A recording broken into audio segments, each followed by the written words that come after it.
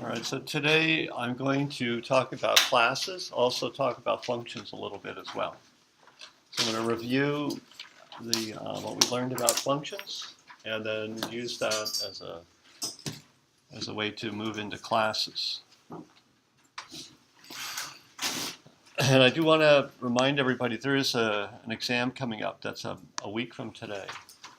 You've got to be ready for that. It's completely on this Lab 5 classes. Okay. So that's the focus right now. This week is to learn about classes and take the exam on Monday. So even though the exam on that page it says labs 2 through 5, it'll be solely on lab 5? Yeah, it's really just on Lab 5. On the other hand, the material is builds on the earlier work, so you still need to know the earlier material. Yeah. But when you see the exam, and I have examples, then you'll know what I'm talking about. You know, here's an example exam that I gave.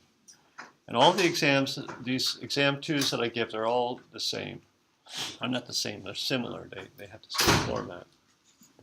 So you can see what the exam will look like. All right, so I'm going to start talking about functions first.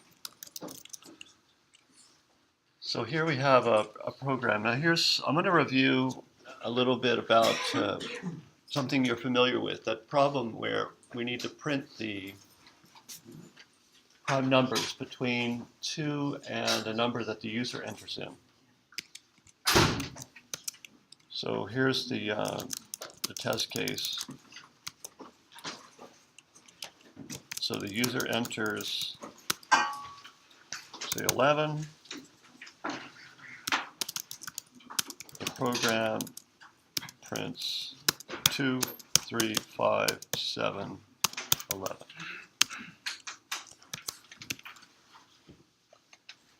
That's an example. So print all the prime numbers between 2 and the number that the user enters in. Let's review that. And so the first time we did that, I'm going to just type that out.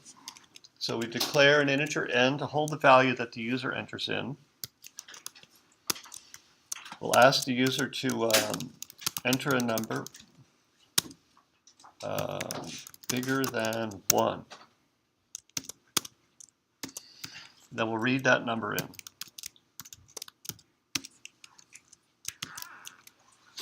So just prompt the user for a number bigger than 1.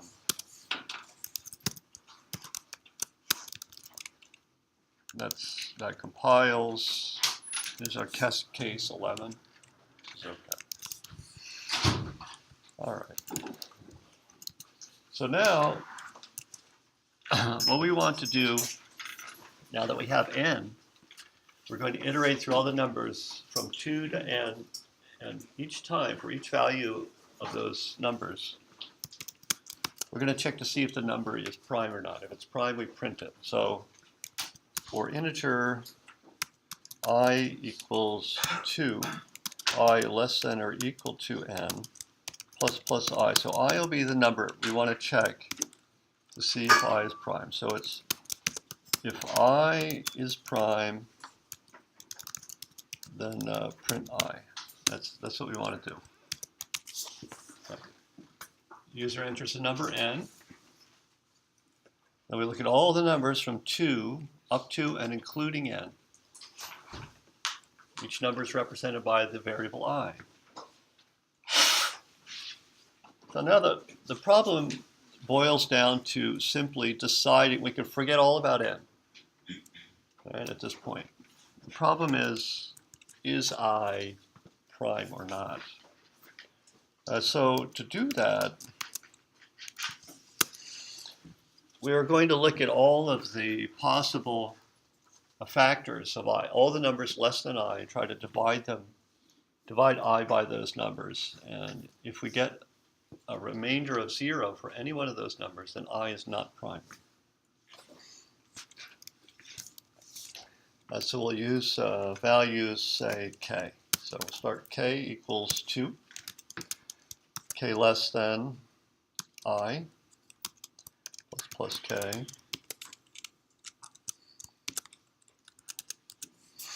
And then if I mod k is 0, then we know that that I is not prime. So now the problem is, what do we do when I is not prime? We need to finish the loop here. If we didn't find a divisor,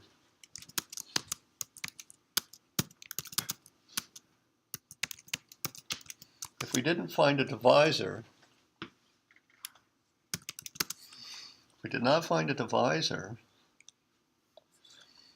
then we print k.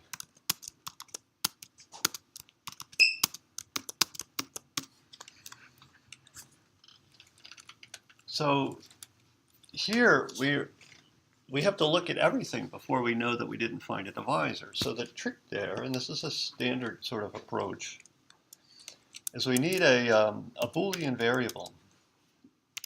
Call it is prime, and we'll assume that the k is prime. And actually, I'll do it like this: k underscore is prime. And so if we find a divisor for k, then we'll be looking at I. Oh, sorry, it's I. Thank you very much. Thank you for jumping in.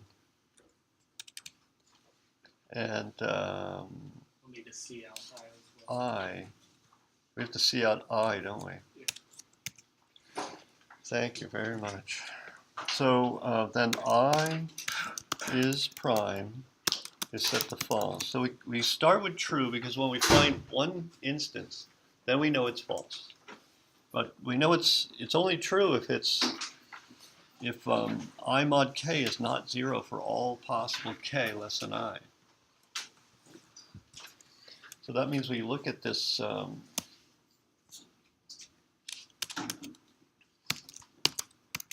I is prime. You know, we could have used a different name for the variable. Like like we could just set it,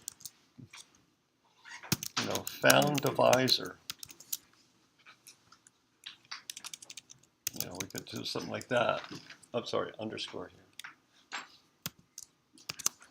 We could do found divisor. I'll just show you another possibility. So then we do found divisor is true. You can do it like that. And then if we didn't find a divisor, if found divisor is false, we didn't find a divisor, then we print I. So there's lots of ways of doing it, and you want to make sure that it's readable. So maybe this is more readable. Also, you wouldn't commonly see it expressed like this in code. You would commonly see it expressed like this. If not found divisor, since this is the not operator, negation operator. So found divisor is false. We didn't find a divisor. We take the opposite of that, which is true. So now the if condition is true, so we can execute the substatements within the if statement. So this would be the common way to see it in code. Let's see if this works. Looks good, except we need a new line in there.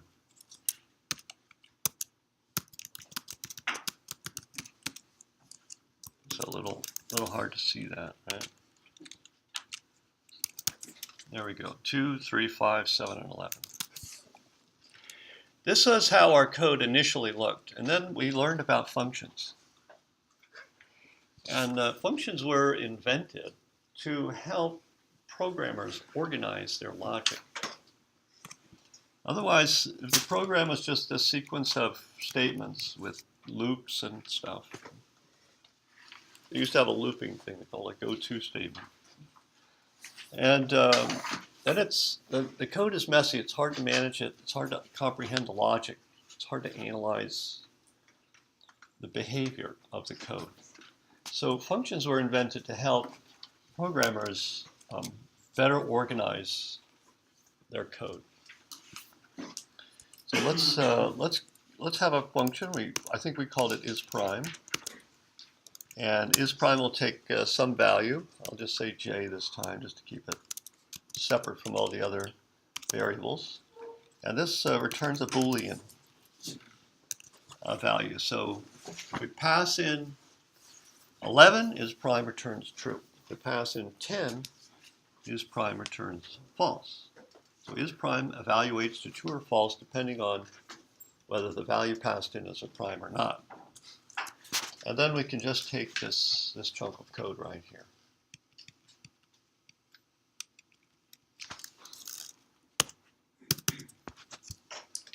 And we put it up here.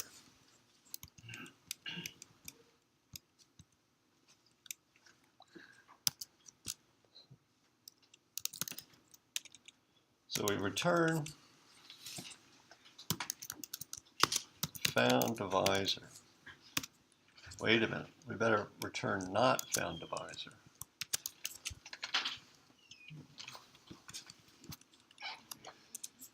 So if I is prime, then print I. So now we're going to call this as a function. So if is prime, I made a mistake. In your code up there, you're testing for J. is primeness, but then you have J Yeah. as your. Yeah, let's just change that to I then. I'll make it easy. Thank you. Thank you very much. So this this variable needs to match with this one. K is scoped just within the for loop. K is only visible here. It's not visible anywhere else. It's called scoping. We should keep reminding ourselves about that. K is visible in that chunk of code. I is visible in this chunk of code here. Found divisor is visible in this chunk of code. It doesn't, because it starts from where it's declared, so the first line doesn't have access to found divisor. This N has this scope. This I here, this I is different than that I. This I has this scope.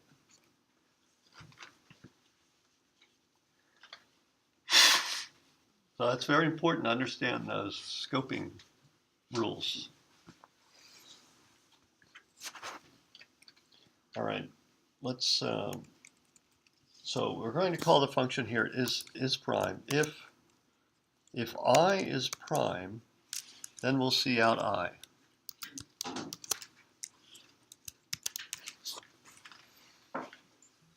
And look at this. If I is prime, then print I. It's not a bad comment. You might want to leave it in there. But when I look at this code, if is prime I, see out I, to me it reads it's like now I have to read two of the same thing. I would take that out, but you might want to leave that in there. So to me, this is more compact. And of course, for our purposes, this is enough because we remember what we're doing. A larger program, maybe we would leave that comment in there. And also we would maybe have a description of what the program does here and so on. But right now it's just a brief example, temporary example. All right. So we get the same behavior. But do you see how easier it is to read the code? Here's the main logic. The user enters a number, and then we check all the numbers between 2 and n, the number entered by the user. And if for all of those numbers I, for each number I is prime, then we print I. So it's easy to see it. The details are hidden. The details are hidden now in this function. So it's easier to read this. This is just easier to look at and reason about now. Then the details of determining whether a particular value is prime or not are hidden or encapsulated inside this function. So this was done, we don't need functions. All problems, all programming problems can be solved without functions. It's just that they're too hard. It's too hard for humans to understand the code. And that's the purpose of functions.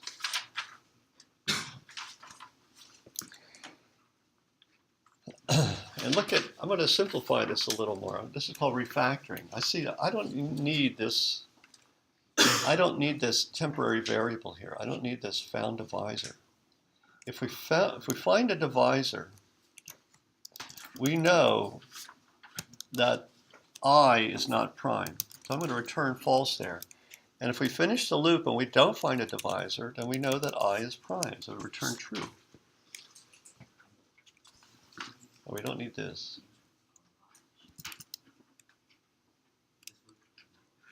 Like that's a refactoring. See, isn't that easier to look at?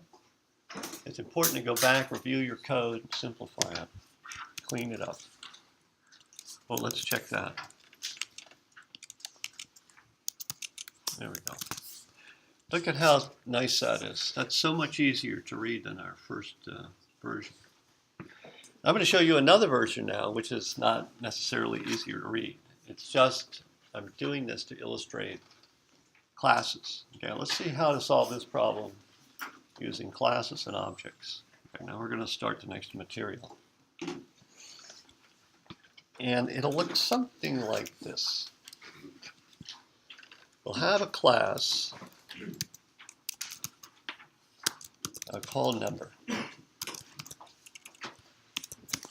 So we're going to declare this. This is a data type. It's like string is a data type, right? You know, when we had a problem where we had a string data type, we went string s, equals hello, or we could do it like this. See that? String s equals hello. And then we can output string, for instance.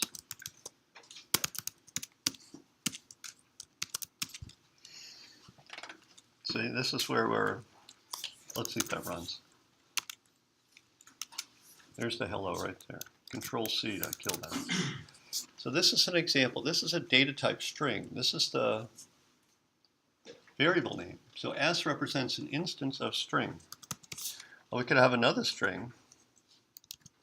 We'll call it by. And so we'll print S and then we'll print T.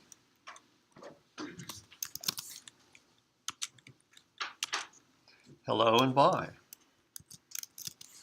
So the data type is string, and we're reusing this data type. We're declaring S to be of type string, T to be of type string. It's the same down here. N is of type int. See, the data type comes first, and then the variable name comes second. So N is of type int, T is of type string, S is of type string. All right. So N is of type int. Now what we're going to do in this loop, we're going to use our number data type.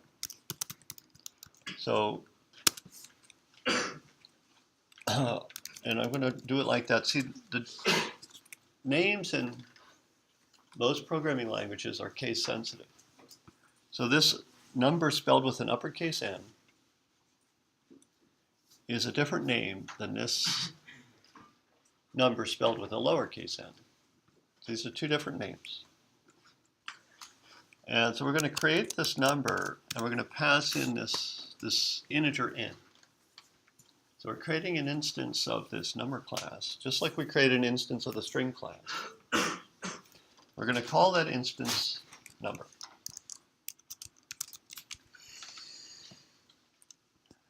Oops, this should be an I. Sorry, that should be an I. And now, this number class will have a function that we access through what's called the dot operator, and we'll call it isPrime, and I'll spell it like that with a lower case I here and an uppercase P. That's called lower camel case. That's a style of coding. And So number represents the I. And then we're going to call this isPrime function, and isPrime will tell us true or false whether this number is prime or not. If it's prime, then we print I. That's how we're going to do it. So this number is it's going to be a little tough. It's a little hard to understand this. And the example it's hard to give a good example at this point. Just makes the program a lot harder to read and understand for all of us right now. But later, using classes and objects makes coding much easier. All right. These data types that we define, they have a public section. They have public member variables and functions, and they have private member variables and functions. The private member variables and functions are names that cannot be accessed by code outside of the class, outside of the data type. It's just meant to be internal business that no other code can access.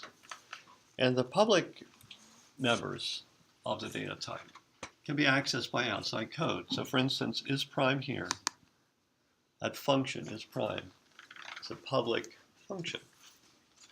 And this is called the constructor here, where when we create an instance of our class, we're invoking or running something called the constructor for the class. The constructor is also public.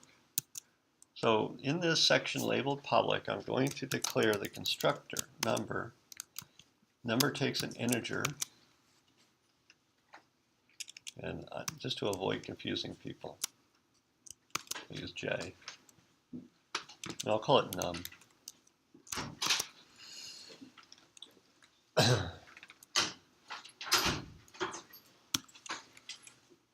And there's a function that returns a bool called isPrime, and it's spelled in lower camel case. Sorry.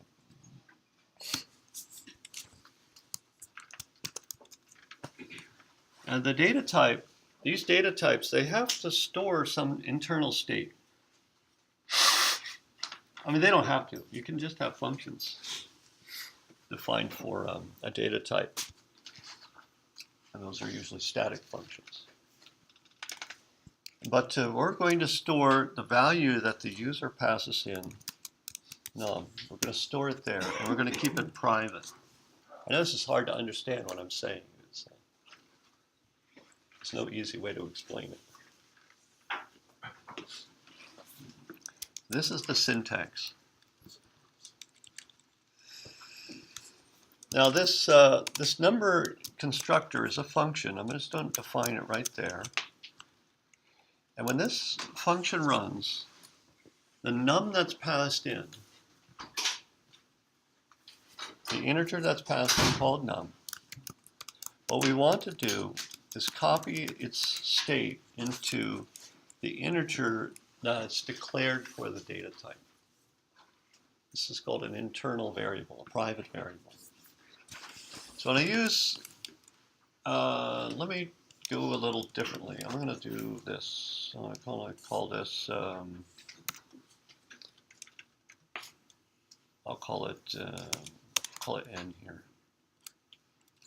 Maybe else. I don't want to confuse people here. So the num that gets passed in, we take that and assign it to the private member variable n. And this isPrime function, we just grab this code here.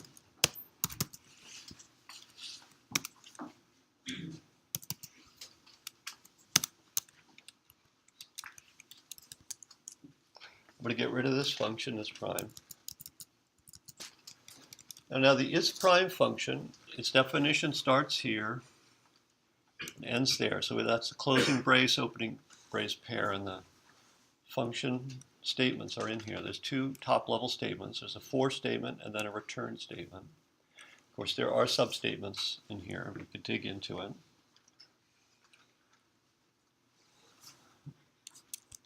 And that's it, right there. This should run. Let's take a look. Oh, does not run. Use of undeclared identifier I.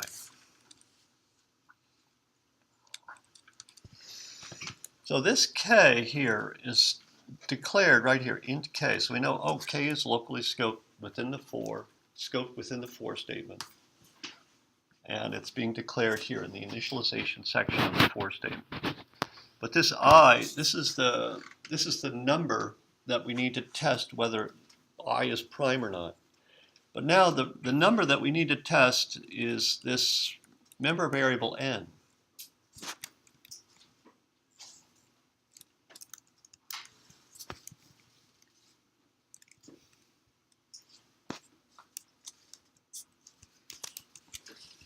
So K ranges from 2 to n minus 1. Try to divide n by K. If we get a 0, it's not prime. There we go. I should fix it. We run it. 11. There it is. Same result. So this is how to define, this is called a user-defined data type. Classes. A class is a user-defined data type. Int is not a user-defined data type. Bool is not a user-defined data type. Those are called primitive data types. There's another word other than user-defined data type, but they're also called complex data type. So all of these, they mean the same thing. Complex data type, class, user-defined data type. Those terms are interchangeable. And this is the syntax for creating an instance of a complex data type. So you've got primitive data types, bool, int. You've got complex data types like string, and ones that are defined right in the code like our number class. The primitive data types don't have functions that you can access with this dot operator like that. This is only exists for the complex data types. So we can do number.isPrime, and if we have a string, just to nail it in here, a string s,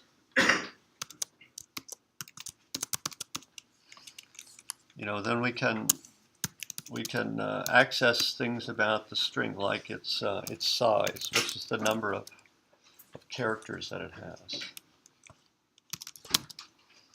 That's the size of s. Or we can access this substrings within s. So we give the something like this, right? That's a substring function.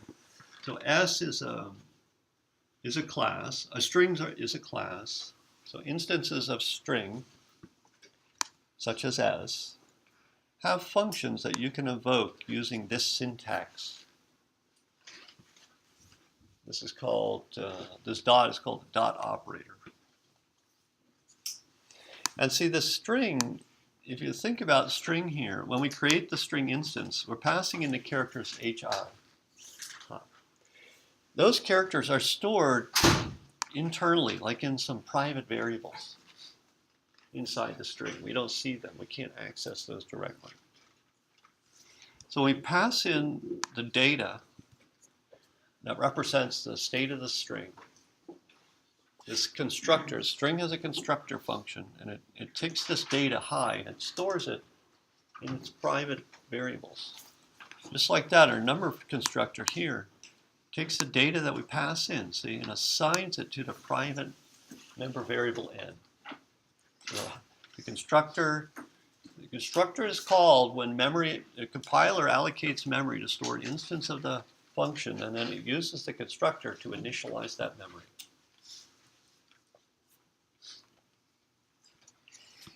All right. So this is the string class. And it has the same kind of way of use as our number class. Create a constructor, or create an object using the constructor, and then we call the isPrime function on that object. Now I use the word object. Now there's there's a lot of terms that all mean the same thing.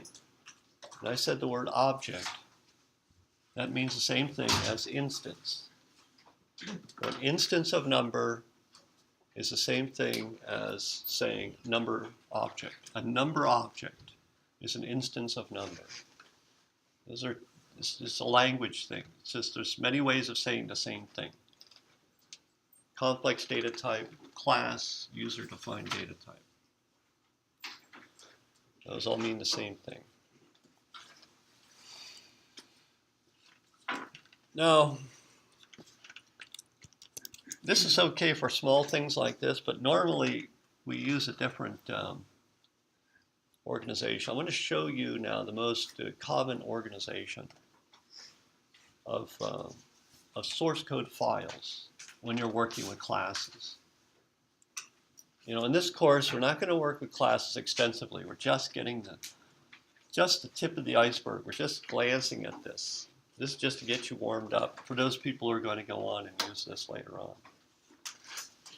And we have a course after this one called, Computer Science 2, and it goes into some depth about classes and user-defined data types. But we are just scratching the surface. That's all we're going to do. So now,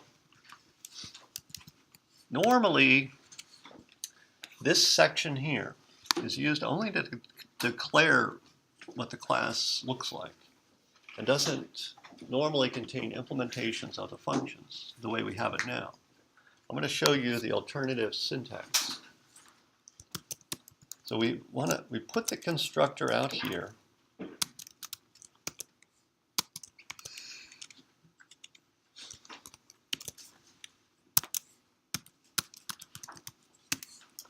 We put the constructor out like this instead of defining it up here. Instead of defining it here, we declare it here. So there's actually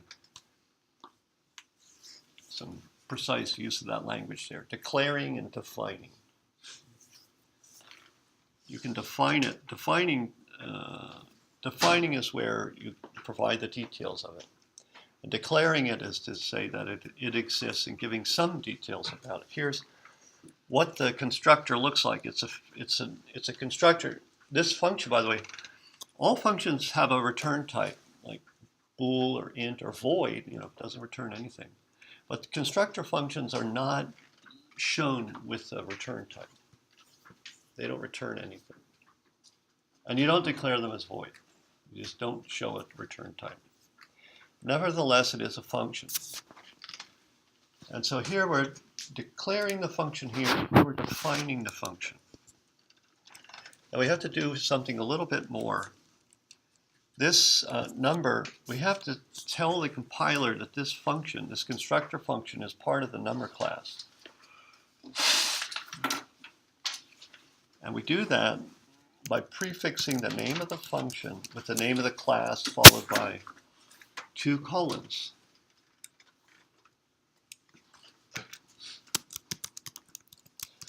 We're going to do that the same thing for the isPrime class.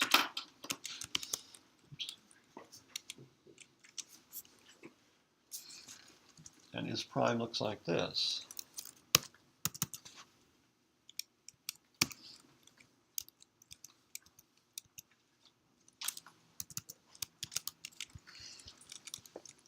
Now isPrime, here we're telling the compiler isPrime is in the number class. We also have to tell the compiler that it returns a Boolean value. So we put the return type there. Looks a little funny, right? The class name prefix to the function is after that data type like that. So this prefix here is attached to the function name. And this function returns a bool. And we need to turn this into a declaration. And just tighten it up a little bit like that. So now we have the two functions defined outside of this, this class section. Another gotcha that you have to look out for is that semicolon is necessary right there. You gotta watch out for that. Shouldn't be required, but it is. Newer languages have a lot cleaner syntax than C++.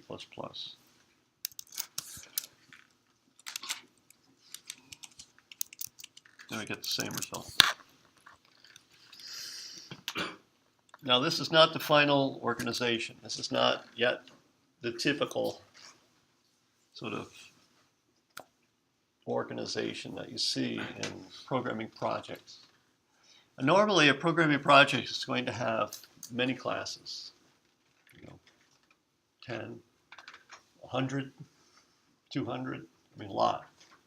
And they're all normally placed in their own files. They don't have to be, as we see that this compiles and works just like this, but normally classes are defined in their own files. And I'm going to show you the typical organization. Okay, right now we just have main. I'm going to copy main to number.cpp and number.h. So the class will be declared in number.h, and the functions will be defined in number.cpp. Number.h, that h stands for header. It's a header file. Question? And so main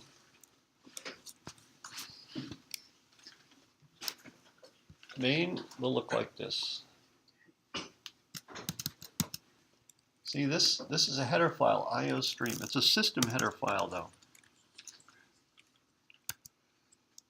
We have a header file that's part of our program. So instead of using the angle brackets, we use quotes. Number.h. And notice the uppercase here. That doesn't matter on Windows because Windows file names are not case sensitive, which was a big mistake that Microsoft made a long time ago. And all other operating systems, file names are case sensitive. And so this uppercase N is important on non-Windows systems. So now this header file contains the information that the compiler needs to know to compile this code right there. Now look at how much, at this point I can make the argument that the use of classes is making things a little easier. This is all we're looking at. This is our main function now. Just read in an n, create an instance of number, use its isPrime method. So you see, we're trying to keep things simple by splitting them up into separate pieces. There's the main. Now let's take a look at the number.h file.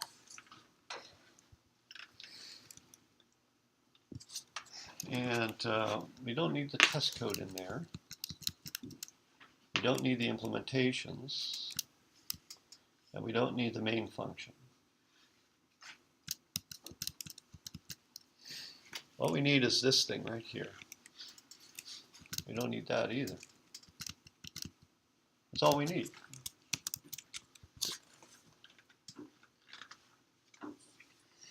That will work.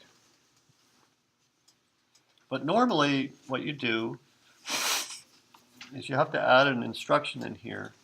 Because when the program gets big and you're including a lot of header files from different places, you can get circular includes. Like file A can include file B can include file C can include file A again. And we're going to get a cycle. So that's like an infinite loop. So to avoid that, although for our particular problem, we don't have to worry about it. But to avoid that, we usually use this a pragma statement, pragma once, just telling the compiler, don't allow a circular, don't allow a cycle. You've already included this already in your compilation. Don't include it again. I've never seen anybody not do this, by the way, so I don't know why I mean, this is just old stuff that's silly. I mean, not silly, but is avoided in new languages. But this was important in the old languages. The new language, you don't have to worry. You still have to worry about circular inclusions, for sure, definitely. But it's handled in a different way. And this is the modern, all modern compilers support this pragma once. But just to let you know that when you're looking at old code, you're going to see this written differently. You're going to see it looking like this. If not defined number underscore h or something, you know, whatever unique string you want there. But this is a common sort of name. If number.h is not defined, then define it and include all of this, and then end that if and def section. This has the same effect as that pragma once directive. See, the first time this file is processed, this name is not defined. It's also called a macro. It's a pre-processing artifact or symbol. So the first time this file is read, number.h doesn't exist. So if not defined, if endef, this statement will evaluate to true. Oh yeah, number.h is not defined, and therefore let's go ahead and do everything that comes after that statement and before the end if statement. So the first thing we do is we define number.h. You know, we define it. And I think in the very old programs they would do it like that. And then, although I know that's not necessary now. And then the compiler reads this stuff and says, oh, there's a declaration, that's the end if. And then if it includes the file again, it's going to say if not defined number.h, oh, wait a minute, number.h is defined. And therefore, I skip over the rest of this stuff. You see how that works? So that's why you don't get circular inclusions that way. All right, so this is the old style. Pragma once is good enough these days. But you'll see this. If you read code, you're going to see this. Maybe in your textbook. This is what it has. Is this what it has in your textbook? It's hard to remember all those details, isn't it? Okay. So that's the header file. This declares the function. I mean the class number. Doing okay at the time. Okay. Let's look at the implementation file number.cpp. And I'm going to take this out. Now this declaration is in the other file, but we need that. We need that here so that the compiler knows what we're talking about when we're using this name number.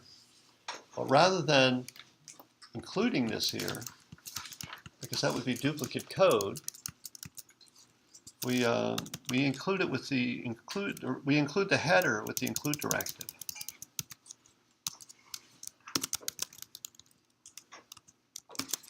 There we go. And that should be a lower U. There we go. So you can think of it as a copy and paste operation. Just the compiler opens number.h, takes the source code from it, and pastes it right here. It plays it out line. This is like copy and paste. That's what that means. That's what include means. Same with include IOStream. It takes a file called IOStream, opens it up, reads the characters, and pastes it in here. Because IOStream has other includes in it. So actually, it's a big tree. IOStream includes other header files. Those header files include other header files. That's actually really big. It's very complicated. IOStream will branch out to many header files. And there's all kinds of circular references in those header files. So those circular references have to be broken using the techniques I just talked about. So we don't need main. This was a copy.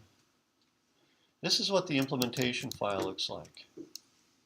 Now, we don't even need this, do we? This namespace std. We're not using anything that needs that. I'll leave it there, but we don't need it. We're not using IOStream either. Let's take it out. We just don't need that. We don't need this now, so this is good enough. Well, maybe it's a good habit to put it in there because you might need it. Just remember it. I'm going to take it out. Okay, this is what it looks like. Nothing from the standard namespace is being used here.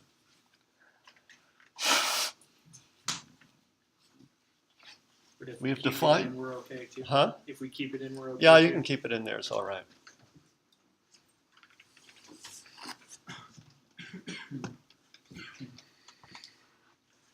So there we have it.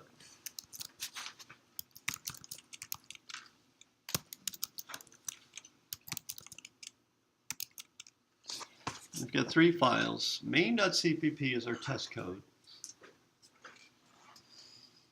And it's testing or using this number data type. And the data type is defined in those 2 separate files. There's a declaration of it in number.h, the header file. And then there's the implementation details that are in number.cpp.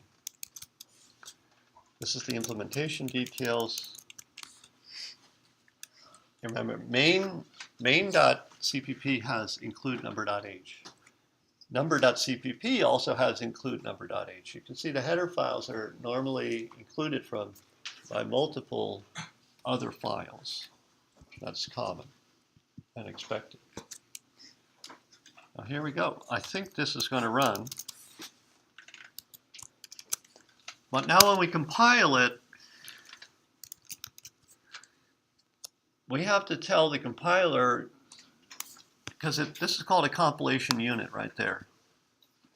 This here, anything that ends with the CPP is a compilation unit. So the compiler will compile that unit on its own and produce something called an object code. And so it'll successfully compile main.cpp into object code. But when it goes to do the linking, it says, oh, now I got to resolve references to these number functions. It's going to say, where are they? I can't find them. So that's why we need to include all of the compilation units together when we do the compilation.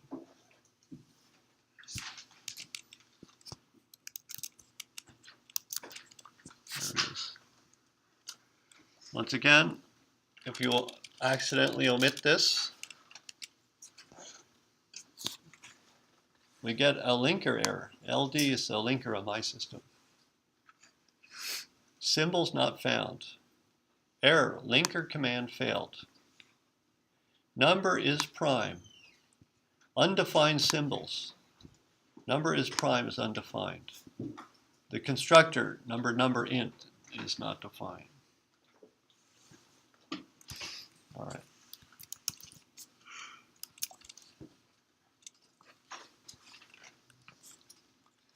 So once again, we need to include all of the implementation files, all of the compilation units together. And notice we don't include number.h on that line. That's because that's pulled in through that copy-paste operation with those include directives. See this right here? That's when the compiler goes to build main.cpp, it actually opens this file. It ends up opening the file. We don't have to put it on the command line. But it does not open up number.cpp. It doesn't do that.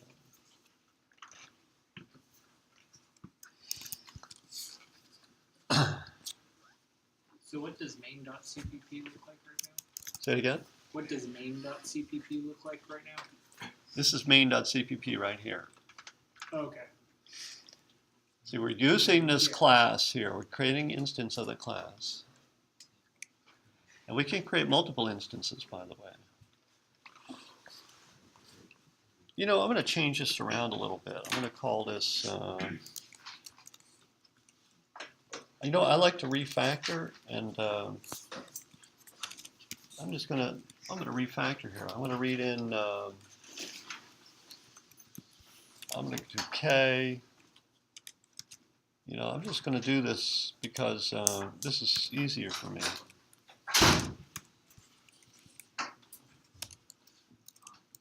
And this is K. And I'll call that an N.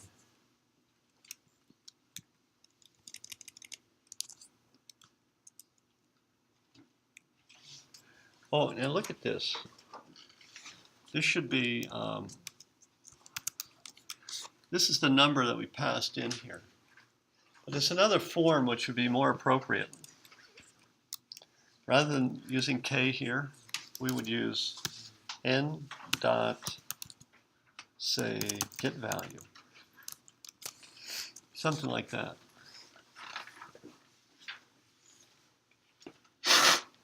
Get the value that the number instance represents. By the way, I changed the instance name to N here. Right, so read in the I. Let K range from 2 to I. Create an instance of the number class called N now. That's what I wanted to do. And passing in K. And then if is prime function returns true, then we're going to print N. To get value. So I'm just going to, N has stored in it, has the K stored in it. So let's pull that value out. So I'm going to use what's called a getter, get value. So let me show you, I'm just going to refactor here. I'm going to show equivalent forms of the function, of the class.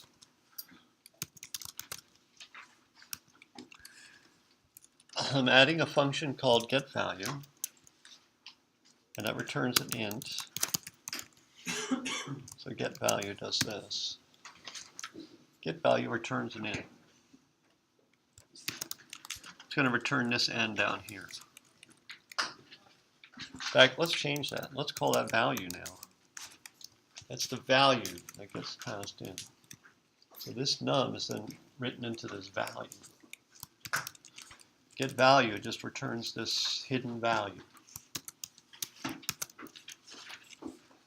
So this is now value. So num is copied into value. And so n is good. Oh, this n should be value.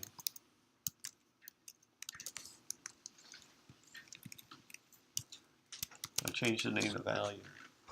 So now the now the member variable is called value. I changed it to value. Okay. And I did that because I like this name of this function, get value. The names are similar now. And this is how you would typically see it, by the way, something like that. This is the number that gets sent in. That's stored in the value. Is prime, you know, is the value prime?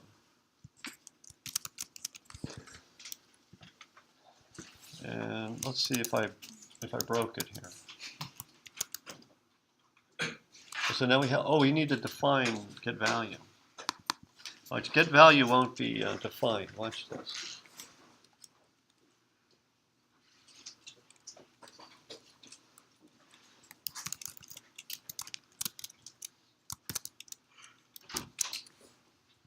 Okay, see, get value, undefined symbol, get value is a linkage error.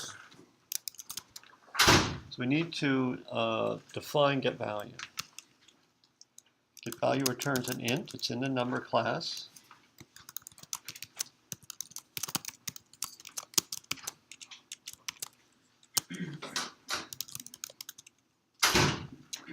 going to return the value. This is called a getter function, by the way. This is a getter function. And then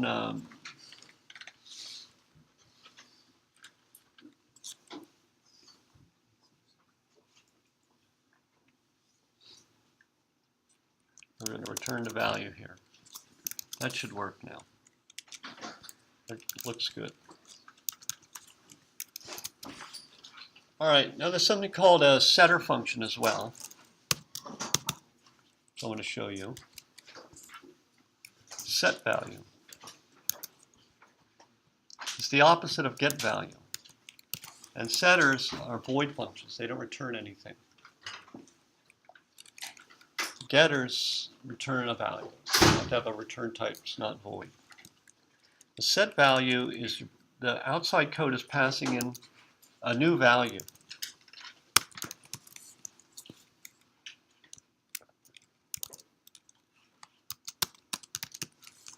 So the new value that's coming in is, we write that into our internal data called a renamed value.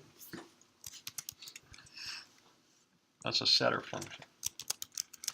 The set value is now declared.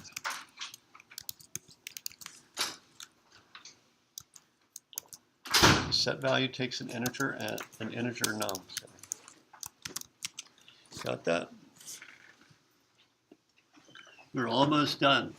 There's two more things to talk about. And we've covered everything we need to know about classes. Oh, no, three more things.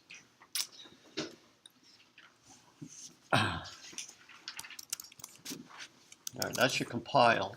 Because it doesn't do anything, we're not using it yet. Let's use it in main. And I'm going to show you a different form here for this program. Let's go ahead and create this number on the outside, n. And then inside the loop, so we only create an instance of n once. And in the loop, we use set value to set our instance n to the value k. So we're not repeatedly creating an instance of n, right? We're calling the constructor over and over again. Instead, we're just using what we created before looping and just modifying its value with this setter function. So you can see there's many ways to organize code. Look, we're solving exactly the same problem each time. And but we're just having different organizations. When you're faced with a programming problem, you decide on your organization. A lot of times that's called architecture, system architecture. It's how are you going to organize the code. And I'm just showing you it with a tiny little program, but normally programs are enormous. Think of the program that's running in your system right now. Think of the program that's running in your cell phone. That's got millions of lines of code. That's a lot to organize. A system architecture is very important, how to organize code. So I'm showing you just the very beginning of these techniques that are used heavily to organize code. All right, so we've got the getter function, the setter function. Now there's another thing I want to talk about here, and that has to do with const. This function is prime, does not modify this value. And so we can tell the compiler that by using the word const right there. We're saying compiler is prime, does not modify the state of the number objects. When I call this prime, it does not modify the instance that we call is prime on. It doesn't modify its state. It's like read-only. Const, it means it's like a read-only function. Same with get value. We just return a copy of value. That's it. We're not modifying it. But set value, we can't declare that const because we're modifying the value or modifying the state of this data type instance, this object.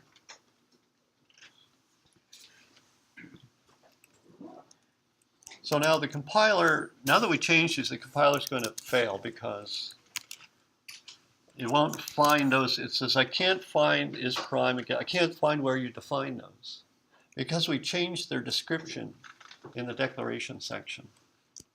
So we need for the description in the declaration section to exactly match the their definitions. So this is a const function, and is prime is const. Now, what's the purpose of this? The purpose is to avoid bugs. Like when you're designing the class, you know that is prime is going to be read only. Get value is read only. And if, you know, and you're working in a team, or just if you're working by yourself, you may somehow slip up and start trying to modify the state of the variable, the state of the object inside the function. The compiler will refuse to compile. And you go, oh, yeah, that's a logic error. That's a mistake. So it helps you catch mistakes. So the key here is that when you're defining things, you want to limit their definition. You want to limit their scope and make it as narrow as possible. You want to tell the compiler, give it lots of limitations and say, well, is prime returns a bool, it's in the number class, it's a const, and so that helps you avoid bugs because that's the intended use for the class. So you add all these limitations to it, give it really narrow scope so that it can't be used more broadly, which is in an inappropriate way. All right, that's const. Now, another thing I want to talk about. Two more things to talk about here. Hang in there. After today, everything with classes are just going to be repeating. I'm giving you everything at once here.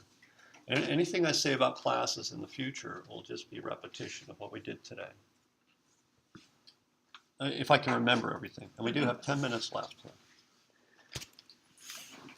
See, now value, this value here, this num is meant to be copied right into value. So typically you'll see programmers use the same name.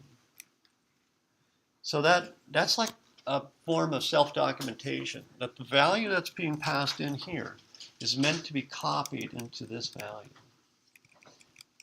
The value being passed in here is in set value is meant to be copied directly into this value. So we use the same name. But this will break the program. Actually, I've never tried this before. Let's see if it breaks the program. No, it doesn't. Still works right.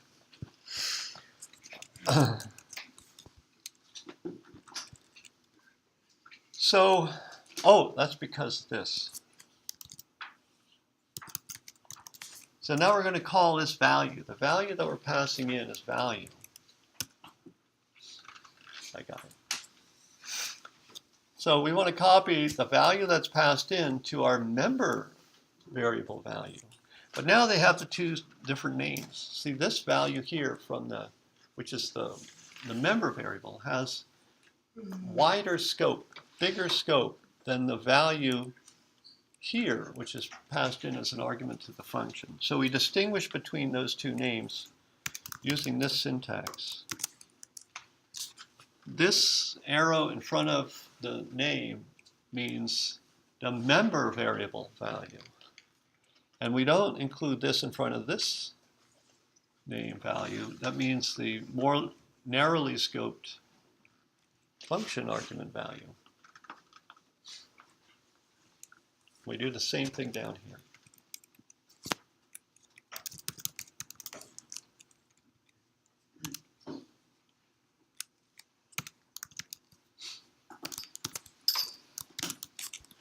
Now this is, in the old days people didn't do this so much, but now this is the default style. We use the same name in the argument as the name in the class if it's a simple replacement operation, and that helps with documentation. But you have to just use some sort of syntax to let the compiler know when you want the more the name with the larger scope, the member variable. All right, so let's, okay, one more thing to do. After we check that.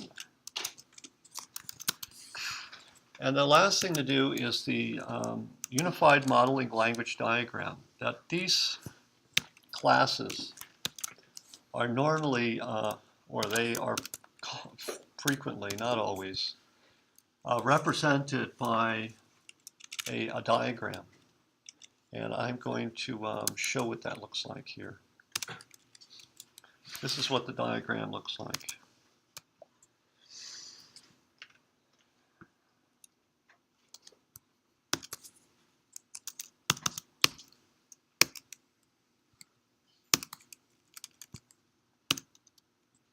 Oops.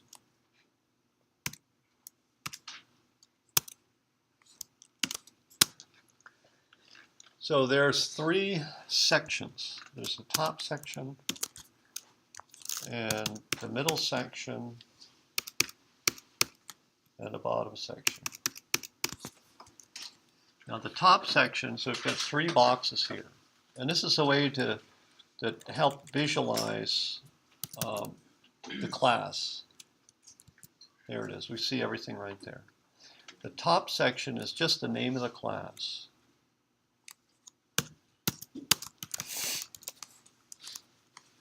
Just the name of the class number. And the second section are the member variables.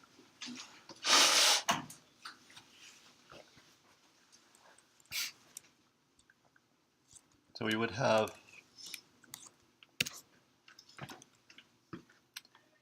value. And value is of type int. And we show that using this syntax. We have the name, colon, followed by the data type.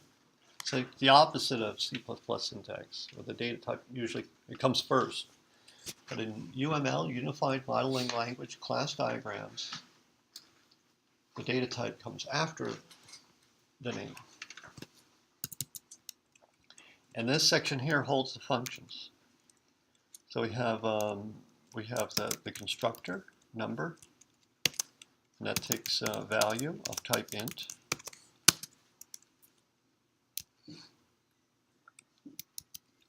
And then we have is prime, takes no argument, and it's a void function. So I'm not going to, oh no, it's not void, rather, it's a bool.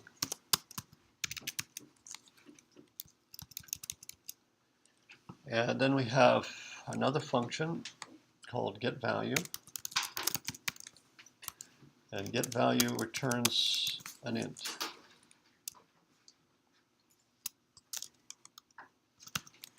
Another function, setValue, it takes an int. Sorry, value, it takes a value of type int. And it's a void. So I'm going to leave out, I mean, you could do this if you wanted to. I don't use these that much, so I can't remember what. There is an organization that standardizes this notation. So, but most people use it in a loose manner and don't worry about those details. Should the S be lowercase?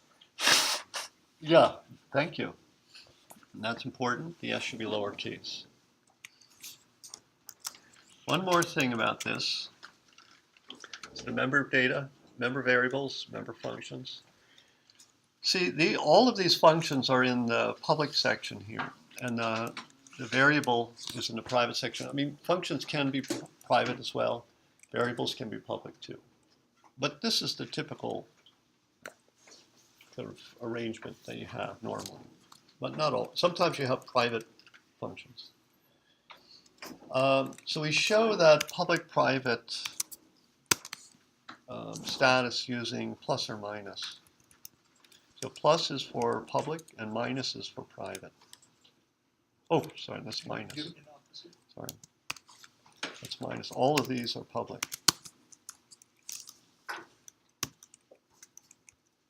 A plus means public. Minus is private. And there you have it. That's it right there. I don't think I forgot anything. That's called a UML class diagram. Let me just see the list here. I got everything. That's all you need to know in this class. All right, we'll see you on Wednesday.